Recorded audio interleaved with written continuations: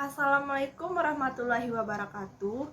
Perkenalkan, nama saya Maisya Hasana Putri, NIM 20311010175. Saya berasal dari kelas 1B. Baiklah, sekarang saya akan membahas tentang anatomi sistem perkemihan. Anatomi fisiologi sistem perkemihan merupakan kelanjutan dari tulisan sebelumnya mengenai anatomi dan fisiologi sistem pencernaan. Sistem perkemihan atau sistem urinaria adalah suatu sistem terjadinya proses penyaringan darah sehingga darah bebas dari zat-zat yang tidak dipergunakan oleh tubuh dan menyerap zat-zat yang masih dipergunakan oleh tubuh. Susunan sistem perkemihan terbagi menjadi 4. 1. Ginjal.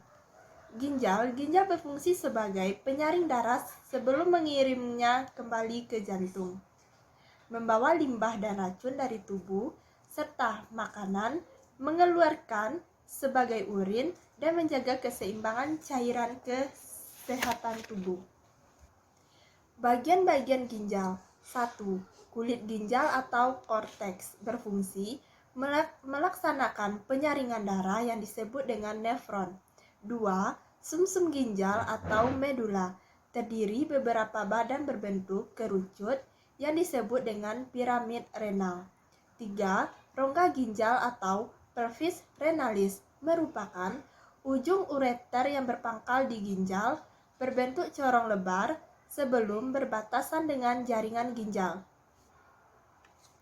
Fungsi ginjal. 1. Mengekresikan zat-zat sisa metabolisme yang mengandung nitrogen, misalnya amonia. 2. Mengekresikan zat-zat yang jumlahnya berlebihan, misalnya gula dan vitamin. 3. Mengatur keseimbangan air dan garam dengan cara osmoregulasi. 4. Mengatur tekanan darah dalam arteri dengan mengeluarkan kelebihan asam atau basa. Yang kedua, ureter. Ureter terdiri dari dua saluran pipa, masing-masing bersambung dari ginjal ke kandung kemih atau vesikula urinaria. Panjangnya lebih kurang dari 25 sampai 35 cm dengan penampang lebih kurang dari 0,5 cm. Ureter sebagai terletak dalam rongga abdomen dan sebagian terletak dalam rongga pelvis. Lapisan dinding ureter terdiri dari 3. 1. Dinding luar jaringan ikat atau jaringan fibrosa. 2. Lapisan tengah atau otot polos. 3. Lapisan sebelah dalam lapisan mukosa. Yang ketiga, vesikula urinaria atau kantung kemih.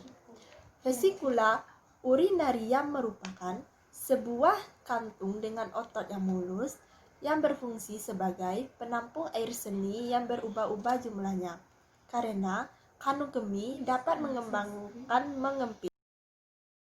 Vesika urinaria terdiri dari 4 bagian. 1. Fundus, yaitu bagian yang menghadap ke arah belakang dan bawah. Bagian ini terpisah dari rektum oleh spatium rectocivicale yang terisi oleh jaringan ikat ductus deferens.